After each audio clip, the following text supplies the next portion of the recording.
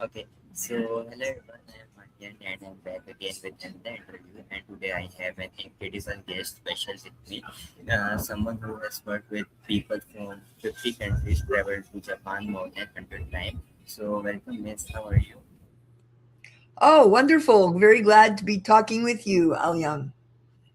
Thank you so much, and thank you so much for coming. So, before moving on to question, can you please introduce yourself?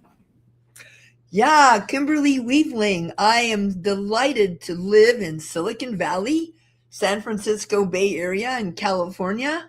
And I've lived here for a long time. I grew up in rural Western Pennsylvania, so a very different kind of world.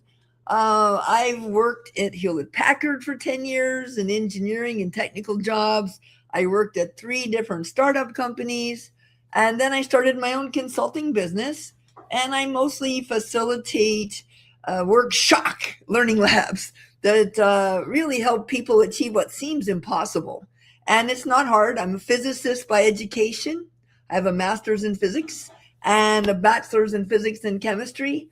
And I found that the technology background helped me understand the importance of the human skills, leadership and teams and communication, organizational culture. And more, I'm facilitating things for corporations on how to make a truly global company, how to become a truly global team, and how to make progress in corporate sustainability, which is my big new passion in the last couple of years. Thank you. Okay, that's great. Thank you so much for this wonderful introduction.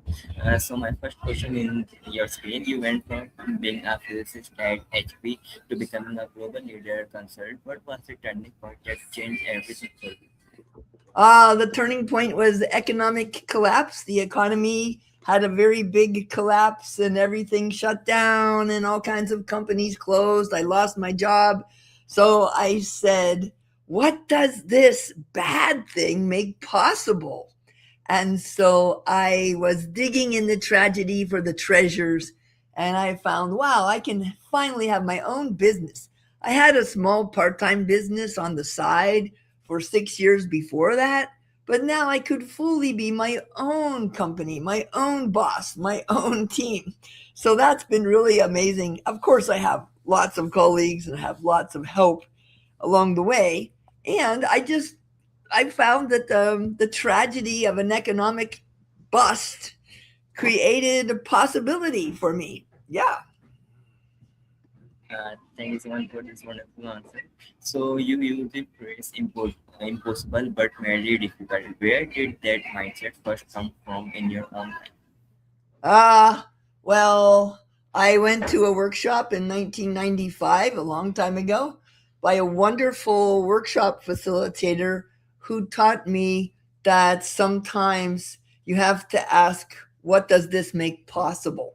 What's possible, what seems impossible, and what could make impossible merely difficult. And that has helped me so much over the years. Okay, thanks so much for your answer.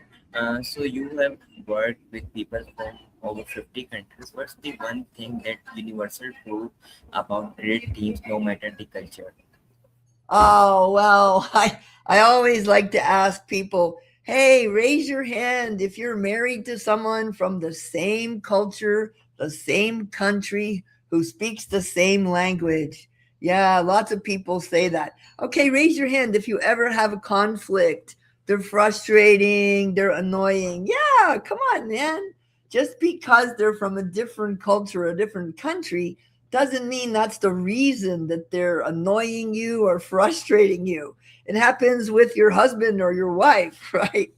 So, what I like to help people understand is connect to the human being below all of the differences and find the common ground of human beingness.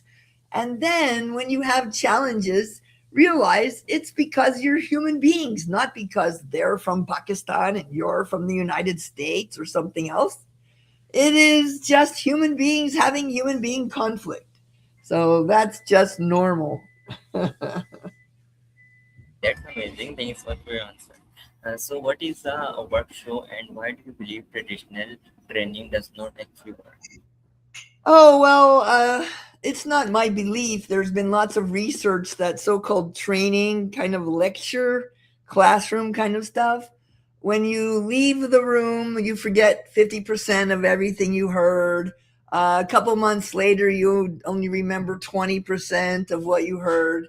So it's not my opinion, it's the fact that regular classroom training doesn't really work, it doesn't stick. It's like reading a book about exercise won't make your muscles strong, or reading a book about chocolate won't help you taste the taste of chocolate. So there was a researcher called Knowles, and he created Knowles Adult Learning Theory. And what he found was that if you have an interactive, engaging, experiential, project based stuff that people really care about, that's related to their real lives and that they can take out and practice. It's like taking to a person to the gym. That will make their muscles strong, not reading about exercise. So there's lots of research that shows the work shock learning labs that we do is much more effective at changing behavior, changing thinking, changing habits. That's amazing. Thank you so much for this wonderful answer. So, you traveled to Japan over 100 times. What did Japanese business culture teach you that Silicon Valley had missed? Well, Japanese business culture is very polite, kind, and gracious. And I really appreciated the emphasis on being that way. Very much about relationships and social fabric. In the Silicon Valley, I don't know, a lot of people are trying to get rich by having a startup and having an exit and things like that. In Japan, the purpose of business is social cohesion.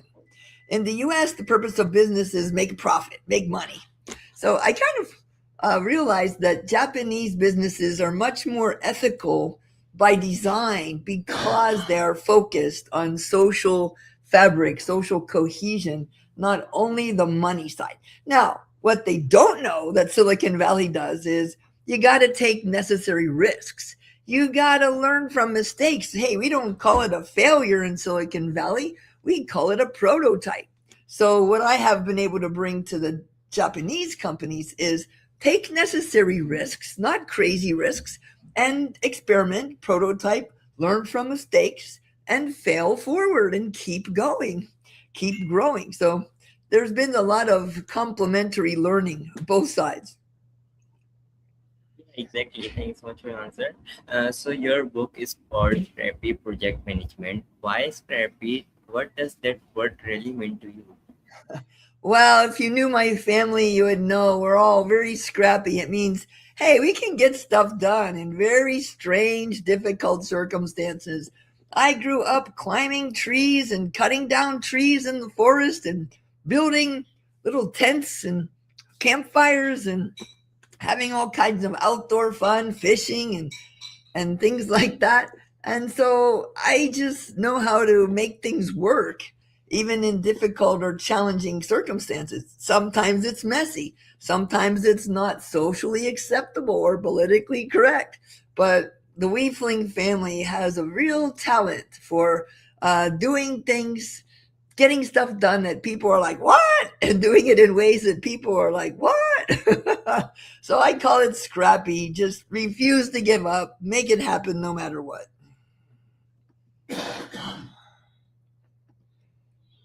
That's amazing. So, you say your superpower is turning managers into leaders. What's the biggest difference between the two? Um, well, I think the difference between managers and leaders can best be described like this: manage things, lead people.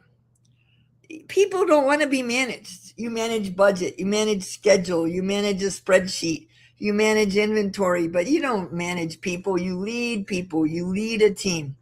And there's been some wonderful experts on this topic who have said leaders set the direction, align people in the direction, and motivate and inspire them to go in that direction. Managers plan, organize, control, and correct, but leadership has a much higher impact on results. There's leadership, there's management, then there's administrative kind of tasks. So yeah, that's the thing. It's much more high impact on results if you lead people, lead teams, and manage the stuff. That's amazing. You explained too well.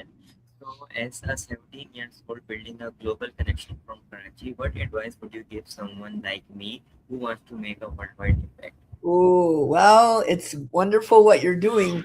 Start by making connections and having a strong network of people locally, regionally, and globally that care about the things you care about, that appreciate you. Yes, and that will support you in your adventures. For example, I have about 280 consultants on my email list.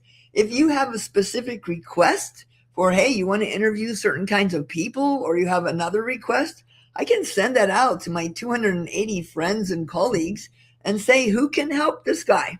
So the networks are very powerful, and my superpower is connecting people with other people who could perhaps help them. All right, thanks so much for your answer.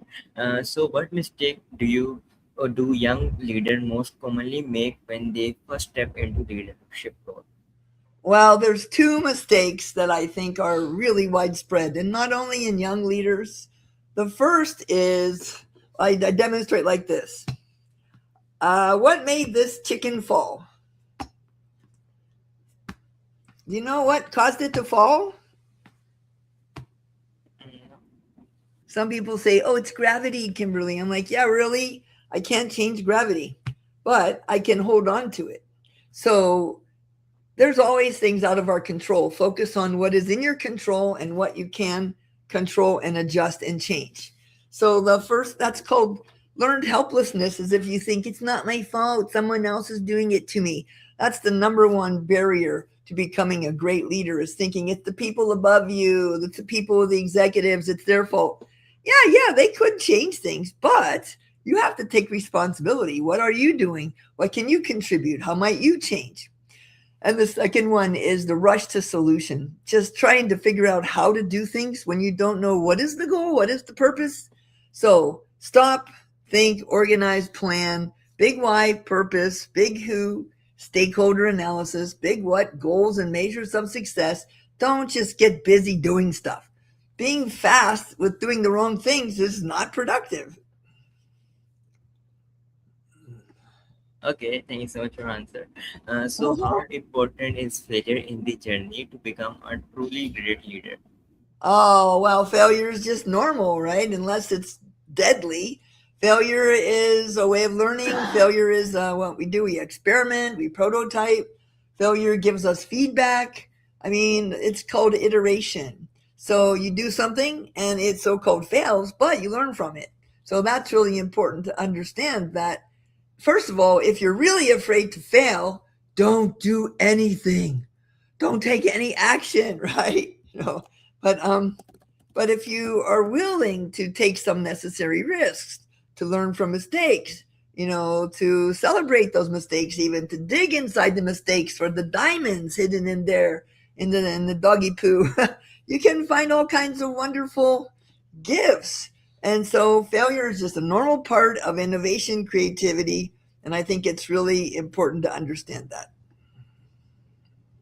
Thank you so much, Miss, for your answer. So, you recently pivoted your entire toward corporate sustainability and saving planet Earth. What made you take that bold turn? Wow, it's kind of interesting. I have a really good friend who's very smart and who's into climate and sustainability. And he's been meeting with me every couple of weeks for a few years. We're just trying to help each other as thinking partners. And I told him, hey, my superpower is making impossible merely difficult and then inevitable. I can do impossible things. Teams I work with can do impossible things. And he said, Kimberly, if you really can do impossible things, well, why don't you help save planet Earth? So I said, sure. I've been doing a little work in sustainability for over 15 years. And some of the help I've given to a nonprofit who was working on changing Earth's reflectivity to regrow the Arctic ice cap. But then I said, you know what? Why don't I pivot more in the direction of corporate sustainability? So that was what Eric Lazarus, he inspired me to focus my ability to do impossible on transforming planet Earth for the better, for the good of all. That's really amazing. Thank you so much. Okay, so if you could get every major corporation to change just one habit tomorrow, what would it be? Well, let's see. Huh. Well, I think it would be to uh, reassess the things that you're using on your supply chain. So if you're using things in your supply chain that are bad for the environment, you can change that. When I worked at Hewlett Packard a long time ago, the earth was having a hole in the ozone layer. And that was from ozone depleting chemicals going up there and killing the ozone layer that was protecting us from solar radiation. So I was in manufacturing engineering, and we went out to all of our suppliers, all of the people we do business with, and we said, we are not buying from you if you use ozone depleting chemicals that are destroying our planet. And so Hewlett Packard and many other big organizations pushed that kind of dangerous chemical out of the supply chain. Then the ozone hole closed. So I think it would be look at your supply chain and see how you can push back on the things that are really not good for the environment and replace them with things that are maybe even cheaper, maybe in some way better, more attractive. Don't just leave your supply chain in place waiting for things to get better. Exactly. Thank you so much for your answer. So, do you generally believe business can be both profitable and a force good, or is that still mostly a dream? Oh, it's a definitely a requirement. You know, as a consumer, I vote with my money. If I know that a company is somehow not good or unethical or not trying to somehow make the world a better place, I don't spend my money on them. I buy from a different company, you know. So consumers can vote with their money. So companies that are really only focused on profit, well, first of all, they can't attract really engaged workers. People don't want to work for a company that only wants profit. Plus, companies that focus on profit as a goal make less profit. It's been proven by research that companies that focus on profit as one of their goals make 20% less profit or so, because profit is not the goal. Profit is the result of creating value that somebody values enough to pay you money and then make a profit from it. But profit is not the goal. It's a result of doing something valuable. So it's really misguided to focus on profit. And then if you're not a force for good, who wants to work there? You know, there's a global worker shortage, skilled worker shortage. Yes, AI is coming. Yes, AI is helping. But um, there's a whole big, huge shortage of skilled workers. Germany and Japan's facing almost 15% worker shortage, the last I heard. And if you're a company that's nasty, you can't attract and keep workers. So it's really important for your profit that you focus on doing good. That's interesting. Thank you so much for your answer. So, what's the hardest impossible thing you personally have ever had to make possible? Wow, that's a great question. I think it was um, my consulting business. I was really struggling, and I made a promise to myself I will keep working on it for 6 months after I give up. So at one point, I thought this is too hard. I can't make enough money. I can't find enough clients. So I put on my calendar, okay, 6 months from today, I quit. I'll go get a real job. And then 6 months later, I look at my calendar and it says, this is the day you have to decide. So I said, nah, okay, I give up. I'll get a real job. But then a few days later, someone reached out to me and said, "Hey, we want you to speak at this conference. Hey, we want to pay you a lot of money. Hey, we want to fly you to this wonderful place." So I said, "Okay." Then I was back in the game. And then another amazing thing happened. Another amazing thing happened. And so I just had to keep going even after I wanted to give up. So that is really the key, in my opinion, to success is keep going after you think it's hopeless and just keep on trying, keep on experimenting, keep on prototyping. That's great. Okay, so you have, sorry. Okay, so you have authored and edited over 6 books. What's one message from your writing that you wish more people would actually act on? Oh, yeah. Well, the one thing I wish they would act on is to have a clear image of the future that they want to create and have some kind of plan that they're using, even if the plan changes. And then don't be afraid to make impossible dreams. If you have some big dream, you can do it. I mean, I thought it was crazy that I would ever be a published author with a book that gets me invited to speak in Bulgaria, Slovenia, and Australia, and all over the US and Europe. I mean, have big dreams. That's what I've learned from these books is that have a big dream, tell a great story, and you can make your dreams come true. Books are a little bit different now because people want to hear audiobooks. But last year, Amazon turned my Scrappy Project Management book into an audiobook. And so now you can have it read by a robot. So, but I thought it was, yeah, I think the biggest thing for me is don't be afraid to dream big. Your family will say, "Oh, that's not feasible." Your friends will say, "That's not realistic." Your colleagues will say, "Yes, but," do it anyhow. Just keep going, keep growing, and have big dreams.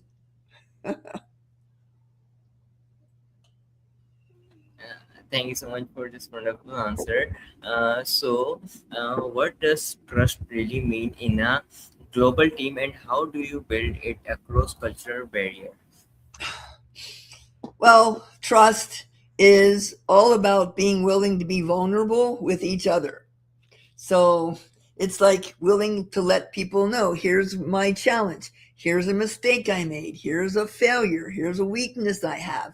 And you can help and support each other. If there's no trust, people have to pretend that they're strong and tough and they can do everything. So the trust really helps people be open and honest with each other so they can work together more effectively. And I think to build it across cultural barriers, there's a couple of things I learned. First, connect as a human being.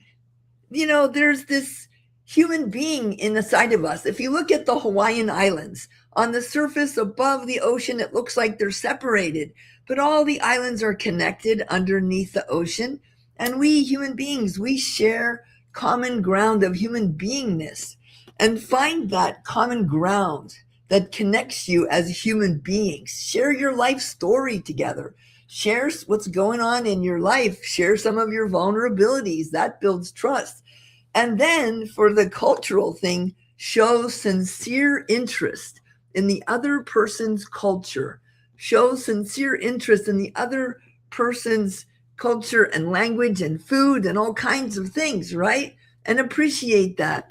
And then learn a little bit of their language. I think it's really important to learn a few words. I would love for you to teach me some word in Pakistan where I can say hello. Sure, I will teach you Urdu. Okay, thank you. So my last question is, if you could give your younger self one piece of advice, what would it be? Oh, yes. One piece of advice. Wow. Well, I think the most important thing is that failure and mistakes and problems are an interpretation. So when anything happens, you don't have to categorize it as good or bad or nice or not nice. You can just say interesting. and figure out what this makes possible. A lot of times, something seems like a failure or a mistake could actually be a door opening to a new future, a new possibility. Sometimes you just can't tell good luck from bad luck when it's happening, and 5 or 10 years later, you say, "Oh, that was such good luck.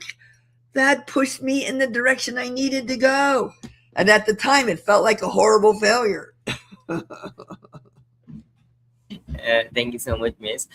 So thank you so much for being here today, and this was a truly amazing, and I learned so much from you. I'm sure everyone watching did too. So thank you so much, Miss, for your time. Thank you. My pleasure. It's very much my honor to be on your show. Thank you. Thank you so very much.